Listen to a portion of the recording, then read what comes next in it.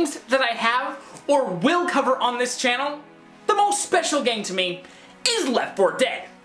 I had 3 really great friends back in high school, and every week we would get together and we would have Friday nights. That was the name of the party. Whether it happened on Wednesday or Saturday, we would have Friday nights every week. We'd run down to Albertsons, we'd grab a 2-liter of Mountain Dew, a Little Debbie snack cake box, and a can of Pringles. Then we'd head back to my house. We'd get an Ethernet cable, get 2 TVs and 360s together, and we would just play Left 4 Dead to the wee hours of the night, beating it all on expert. It was so much fun. And then we'd, fall asleep listening to Avatar: The Last Airbender DVDs. I've always wanted to make a Heemin Gamin Station video for Left 4 Dead, but in early 2017, I moved. Fortunately, Scott is a really good buddy, and he would come to my house, and we would just spend all June together playing all sorts of video games. And Brad, he moved and went to college about 25 minutes from where I lived. And Zach, he moved to Utah. Who knows, he might have died.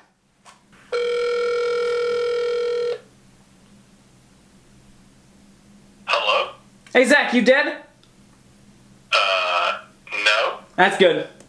But on the Friday night before I moved to Oregon, I got Scott, I got Brad, we sat down, we booted up the 360s one last time so I can take you all on the adventure of Left 4 Dead.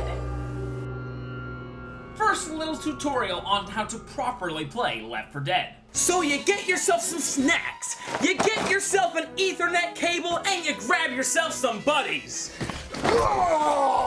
Chet, I'm gonna freaking kill you! So Left 4 Dead was about 4 survivors, Bill, Francis, Louis, and Zoe, on their mission to get through thousands of zombies. Also, we're going to be playing on Left 4 Dead 2 because there was a DLC for the game that added in all the Left 4 Dead 1 levels with the mechanics of Left 4 Dead 2, which boils down to basically, melee weapons! Oh, mama, I have got to get me one of these. But the first mission is no mercy. We start on some apartments and we need to get our way to the hospital on the other side of town. So we grab the standard issue apartment rooftop weapons and we head downstairs, well, to start murdering zombies. Okay, so this is a teamwork building game. If I had any confidence that Gen Xers could comprehend 3D controls, I'd suggest that corporations just have their employees beat a couple levels of L4D instead of corporate retreats. Because on top of the regular infected, we have a lot of really mean, really hungry special infected that absolutely require allies to survive. And I would bring them all up right here, but we recorded our L4D session. Surely some good examples will pop up. Another thing a half-decent reviewer would do is have a dedicated section of the video to talk about the guns, germs, and steel. But that too was considered during the filming, so it'll come up. So on our way to the subway station, we hear the cries of a witch. She can easily be avoided. Oh no, she can't! No, she cannot! We're all gonna die. Amazingly enough, we survived that encounter and made it down to the subway. And this is where we meet the first special infected that I want to talk about at length. The Tank, a tower of muscle and hatred, with way more HP than anything else in the game. The best way to fight these freaks is by tossing a Molotov cocktail and then running away for your miserable, worthless lives. Which is what we did. Well, I mean, me, Brad, and the computer did, while the Tank focused in mainly on our boy Scott, and you can hear his increasingly desperate pleas as he notices that he was Left 4 Dead. Guys! Where has that tank gone to? After that, we get to the next chapter for another little Left 4 Dead's mechanics known as the crescendo event. That's where you gotta do something that's gonna make a lot of loud, which means many much zombies are gonna come crawling out of every orifice to murder you. And what you gotta do here is find a safe little place to hole up. Then you cast lots to decide who's gonna start up the event. Bill, you're the one to do it. Alright, let's go, you guys.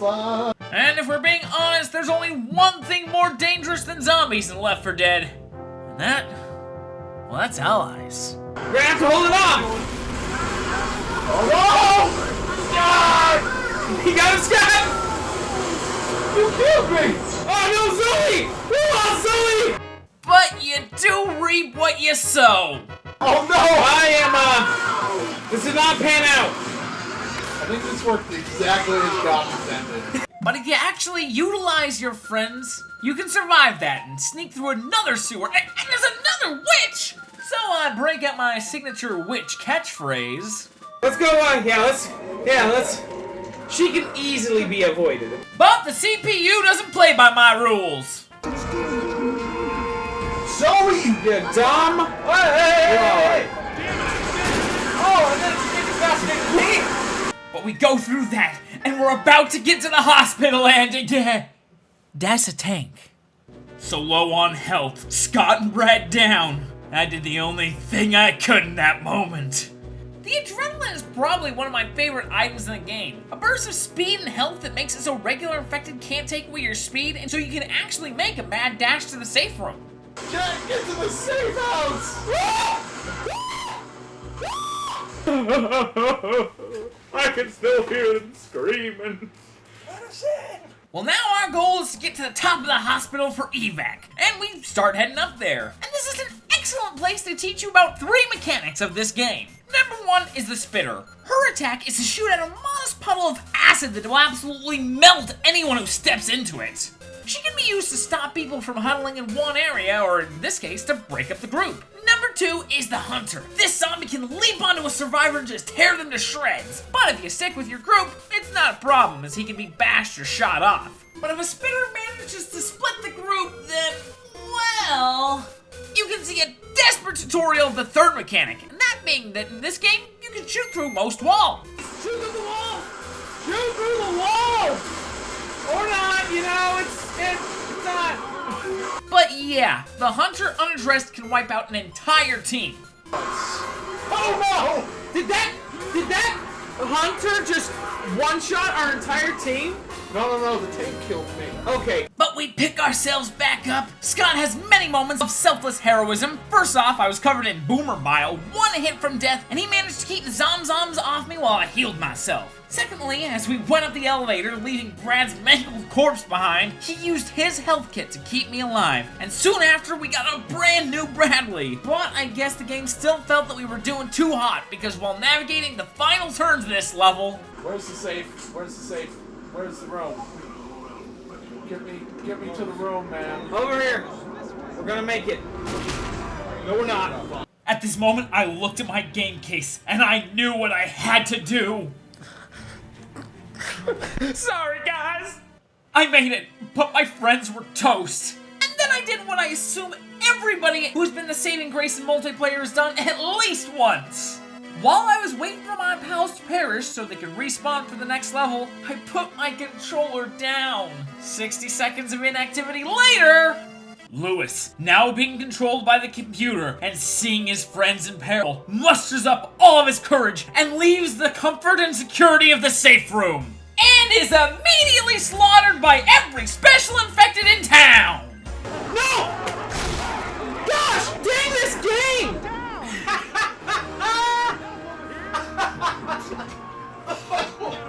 But our next run of the level goes much better. Alright, yes, much better. Much better. Executed with impunity. That's a wedge. Cover me. Woo! Baby, all right. Cover me while I... Woo! The final chapter of No Mercy has us get to the roof and plan a strategy, and then fight off huge waves of zombies and 2 tanks. But we got a pretty good setup. On the left side, we have 4 pipe bombs, and on the right side, we have 5 pipes and 5 mollies. So we decided the first half would be with all the bombs, throwing them periodically, making the actual amount of zombies that we need to fight negligible, and just watching out for the odd smoker, tongue, or spitter goo. And when the tank showed up, we have the torchbearer light him up in a classic technique we call Scorch and Screech, because a tank on fire will die in 40 seconds. So we light him up and run! After a few moments of gunfire and chaos, we reunite on the other side with all the throwables, where, once again, we stagger the explosives to make the level that much easier. And after a couple of minutes of fighting, the tank's theme song comes on loud and clear. I grab my Molotov and head over to a great vantage point. I mean, a couple of specials show their ugly mugs, so I hop on the minigun to take care of them. But then I dismount and prepare to ignite the wall of pain and strength.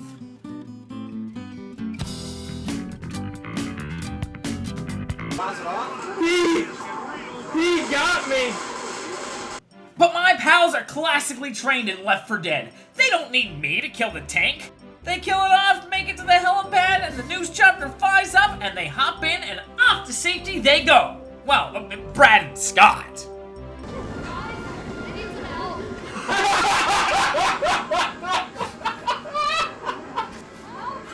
No.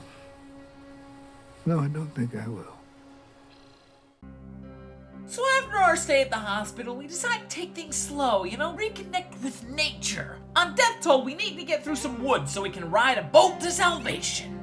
I'm on a boat! So we start off on an off-ramp, then we grab ourselves some weapons. I prefer my starting weapon to be dual pistols, but I can definitely see the merit of melee weapons. In fact, once we get to the close quarters of the tunnel, I do switch it out for a police baton, or as I call it in the moment, I have a frying pan. I got a beating stick.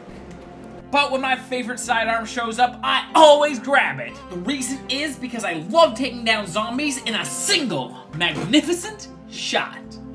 Actually, if I'm being 100% honest, it's probably because of that one Oni cartoon. Alright, just let me get out my little desert eagle. But we make it through that first chapter right quick. Now when it comes to the level 1 starting weapons, I prefer this game's machine guns. The distance you can mow the zombies down from, perfect. But the level 1 shotgun, what is a synonym for absolute dog crap garbage? I don't know. I grabbed it for the video, but the fire rate on this thing is unacceptable. Even if you hit your target, another 3 zombies will hop on you and start chewing you up. But in the close quarters of the sewer, it's okay. Besides, I can always fall back on my Desert Eagle. So we start the next level, which I kind of like, because it has like 2 ways you can go. And you remember how I said that this game is great for teamwork? A group of 4 is really tough to defeat, while a group of even 3 is at a major disadvantage. So for no discernible reason, I decided to pull a D&D campaign move, and I have the genius idea of splitting the party. Which way do we go? Either way, let's go through the pipe. Da-da-da-da-da-da. Which pipe? The one that everyone's going down. Okay, because I was going down the other pipe. You know what? You and me, we're going down that pipe. Come on. Okay. Come on. Okay. Let's see which pipe's the best. Alright. And it actually worked, and then we got some new weapons. Normally, I'd steer clear of the hunting rifle. In the first game, it was considered a level 2 weapon, but in the sequel, they added a semi-automatic one. So I grabbed this one now, just to show it off in the video. Wait, would you look at that? You can scope in on zombies before you murder them. Isn't that just splendid? But we navigate the sewer and survive a crescendo event. But right as we're nearing the next checkpoint... Oh yeah, we're real close to the end. Okay. Just right through here and through... Oh! Oh no! No, no, no, no, no! Yes, it takes 2 of us down lickety-split, and then Scott leads the way so I can actually help up our allies. But thanks. No, thank you. Don't bring him here! Oh, I'm sorry. But we beat him back and save the CPU, and we go. And honestly, one CPU is a good thing to have. They can see things that humans miss, and they prioritize some skills that humans might neglect. But they also do stupid stuff, like use their health packs way early. Please don't, Zoe. Please don't heal. Please save.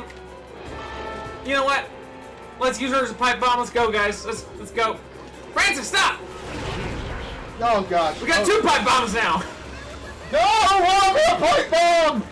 But after the next chapter, we move on, and I grab myself an upgraded sniper. In my eyes, still not as good as the automatics or the shotguns, but it's good for taking down specials. However, right after getting it, a tank comes up and starts coming for us. And in my infinite wisdom, I decided to hunt the tank from atop a car, which is really stupid because if a car hits you that was launched by a tank, you lose all of your health.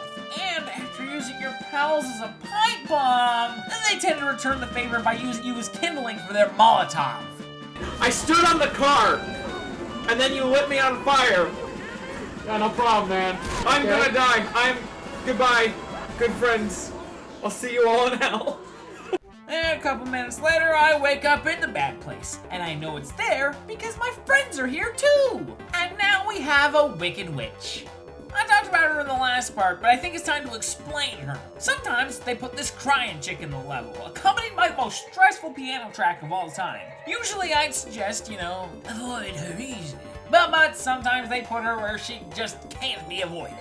At this point, you set up. If you got any explosives, you choose the player with the least amount of health to set up and set her off. And then you give her a lot of distance, and with any luck, you'll be able to kill her before she makes like Mountain Dew and tickles your innards. So, since I had just respawned, I volunteered as tribute. I carried a propane tank over to her, my pals raided their weapons, and then Scott destroyed the cannon and got himself an innard tickling, and he was laughing like a madman the whole time. The witch is getting... Bill started. Well, at least I had the foresight to run away, Scott! Well, at least Scott died for his sins. I mean, he popped up a couple of seconds later, but I doubt he learned his lesson. Honestly, I doubt any of us do. I think somebody threw a Molotov at it. Somebody. I don't know who that Did you say was. somebody didn't follow the plan and threw fire at Chet? So we make our way through the rest of the level to a big crescendo event with the churchman. He was bit like an hour ago and is terrified of people. If you want to get in, you're gonna have to prove that you're not infected through trial by fire, and I do mean by fire. He will summon every zombie in the tri-state area to come nibble at you. Fortunately, the game set up a ton of gas cans that you can use to kind of control the horde's choke points. After a minute or so, the door opens and there's a special infected. And apparently there was a 1% chance of him turning into a tank. I've never had that happen before, but I have a feeling it would be hilarious. After this, I grabbed my favorite weapon, the AK-47. I don't know if it's because they weren't originally available in Left 4 Dead 1, or if I like any game with an AK, but it's my favorite weapon to take the zombies down with. One thing that I honestly, I hesitate to say that I like this, but Left 4 Dead 2 added in something called gauntlet events. It's just like a crescendo event. You know, waves of zombies just crawling at you. However, it will not stop until you get to the safe room. Well, the cool thing is that when Left 4 Dead 2 brought over the first game's levels, it decided to implement some of the sequel's features. For example, we used to set it off and then just hide in this conference room until it was over. And now, well, we just die in the streets. Scott, just go for the room. No. Oh gosh, okay. You're dead. I'm dead, I've got this! No I reason. won't leave you! And again.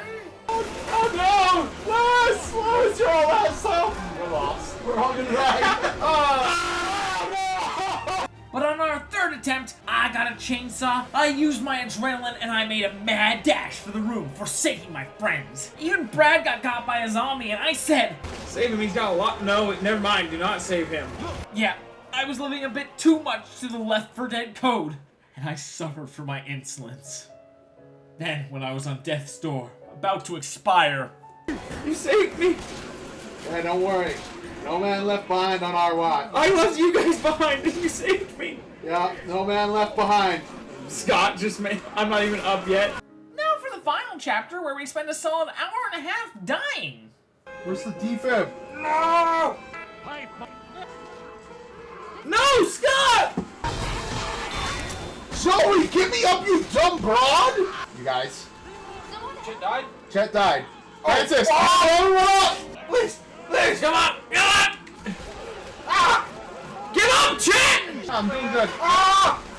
What the fuck? Come on! No! No! Get Brett up. Live, tell my story. Come on, man, get up! It's not a happy ending. Almost. Oh, no! Where are you? I'm getting this room. After all the losses, I decided we just don't have enough supplies where we decide to hold out. So using the mechanics of this game, I decided to guide some defibs from the cabins, some explosives from the gazebo area. I even moved some guns upstairs so we don't have to worry too much about ammo. But the pre-planning worked famously. Held off some zombies, killed a tank. Held up in the room and the second tank comes. Scott hits him with a molly and then we shot him till he was dead. And look at that, everyone is sitting with green health. All we gotta do now is climb onto the docks and wait. But then a charger grabs Zoe. But, I mean, we have a lot of HP. 5 seconds later though, and nearly dead, I changed my tone. Your sacrifice won't be forgotten, Zoe.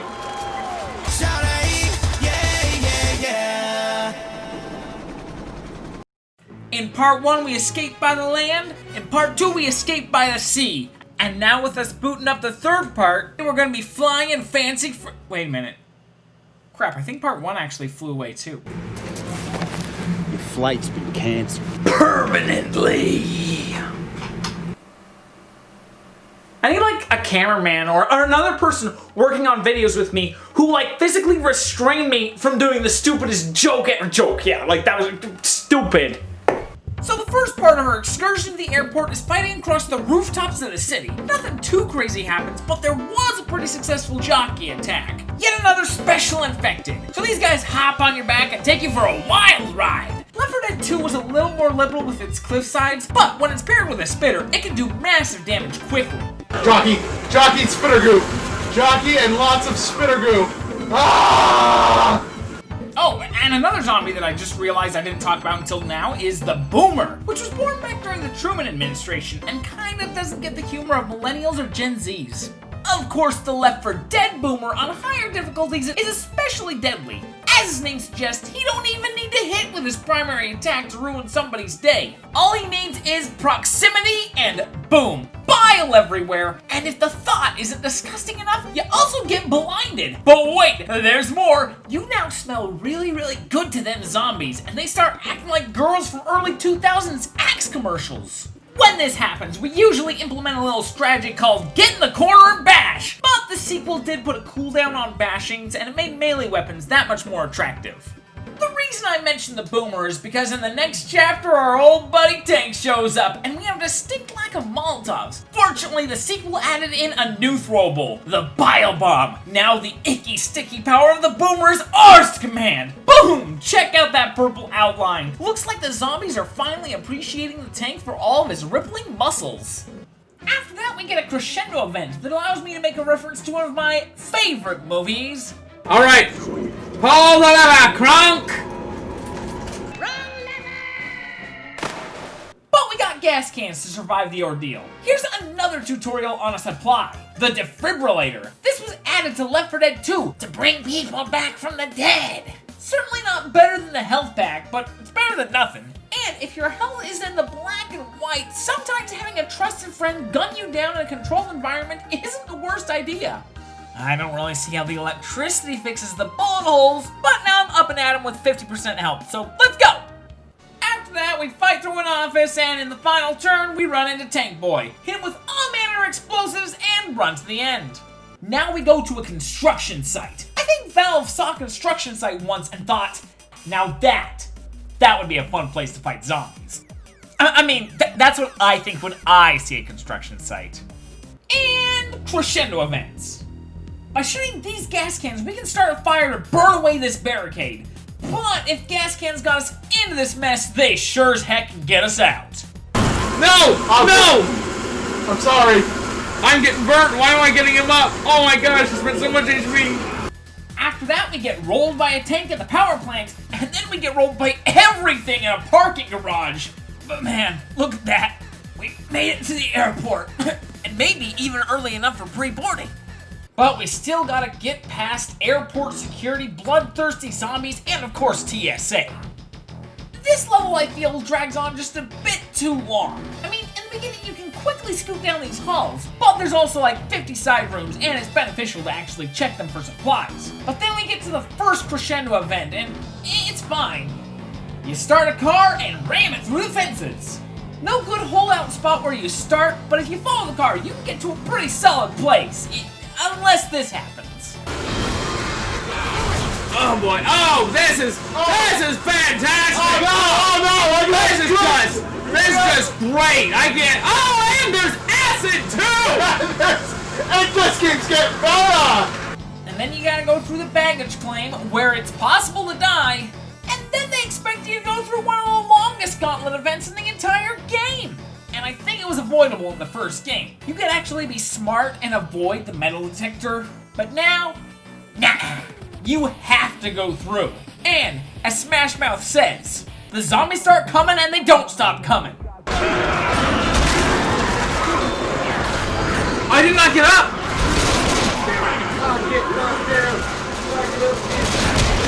I'm dead! Take my health kit! Take my health kit! Tell my story! Oh no! Oh no! Gosh, dang. So we go at it again. Fortunately, they place a shotgun in our path, which is precisely what you need to make it through that gauntlet. And in my ecstasy after winning, I dropped my controller on my 360 and reset the console.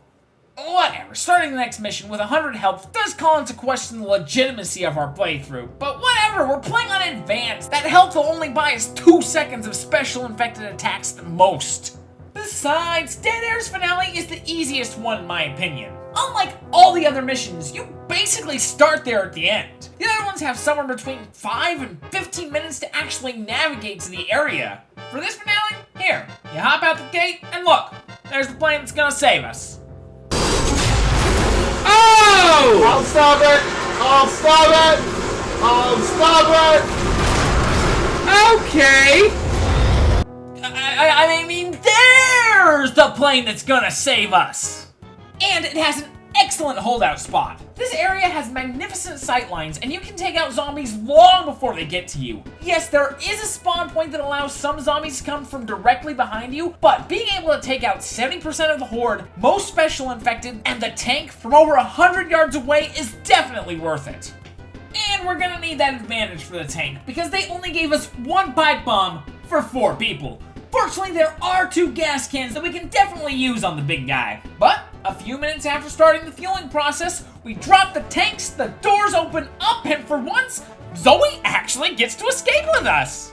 And then the zombies wave farewell as we fly off to our next adventure. One is so excited for us that he spontaneously combusted. And now I gotta get back to my roots. I mean, if you type my name into YouTube, the first game that they think that I'm gonna talk about is Harvest Moon. Well, the name of this level is Blood Harvest, and it works, because I think a blood moon is a thing, right? Yeah, whatever. I mean, come on, this is my favorite level of Left 4 Dead. It's got everything. It's got a bridge. This way. Well, that's my Left 4 Dead review. Thanks for watching, everyone. See you next week. But honestly, that's pretty much all there is to this first chapter. You cross the bridge, you check the trailer, you pile in the safe room. I mean, come on, we beat it in like 3 minutes. But now we move on to, like, what, a train yard? I don't know, it's got a boardwalk followed by a gauntlet event where I accidentally splashed Zoe with a bile jar and called it a day. What happened to Zoe? She got left behind. Pirate code, man. Fall behind, get left behind. Oh, okay. Well, you don't really need her. Up and over a train car, too, and we're through that chapter as well. Man, 10 minutes in and 2 chapters down, we're just making excellent time. Oh! Oh! Oh! Oh! Oh, goat! Oh, goat! And that take wrecked us. After 1 punch, he knocked me halfway into next week, and I knew what I had to do. I pulled out my faithful syringe and... Chet's like, stay the course, they're lost! Chet, you deserve everything. Yeah.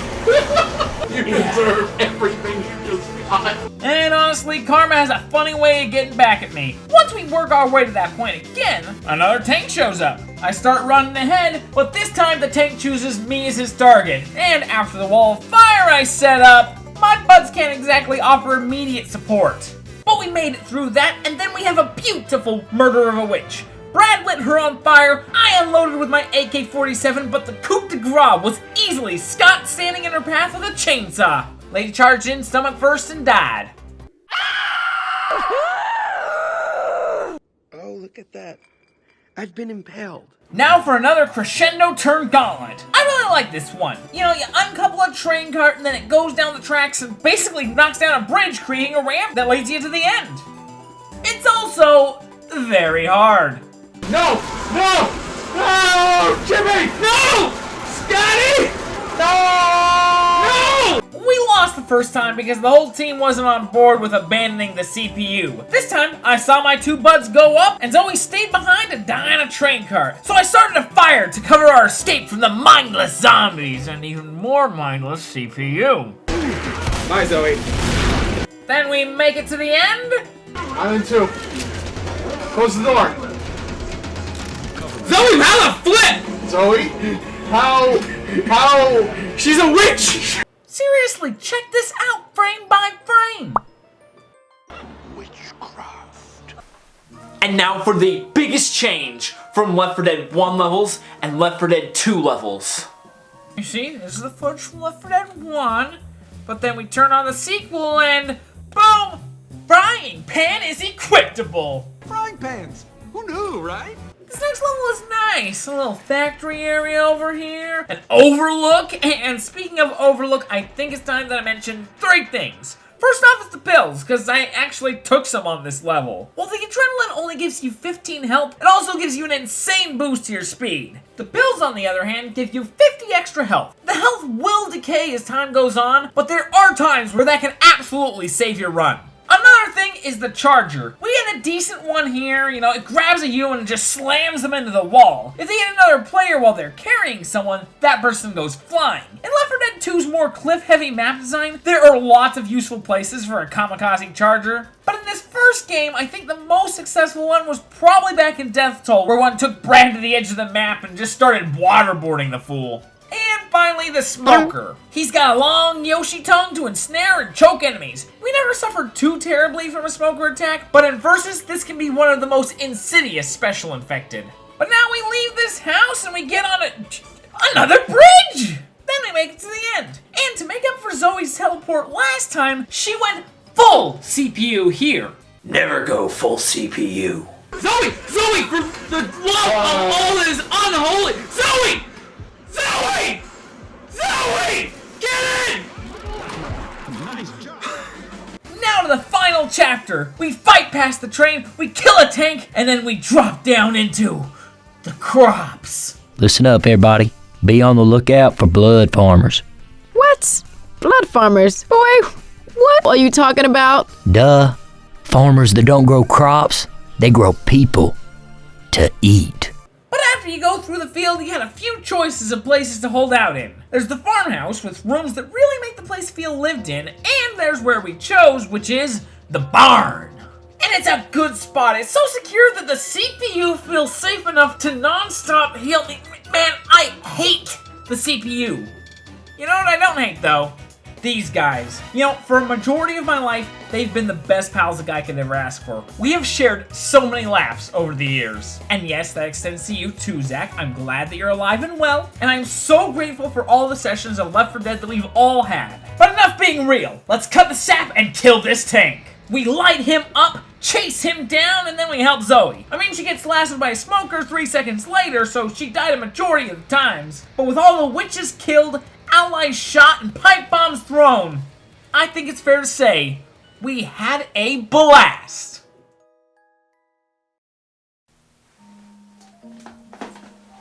So that's Left 4 Dead. I hope I was able to show through this video why this game is so near and dear to my heart. I'm thankful to Valve for making it, I'm grateful to you for watching it, and I'm grateful to my friends for being just that, friends.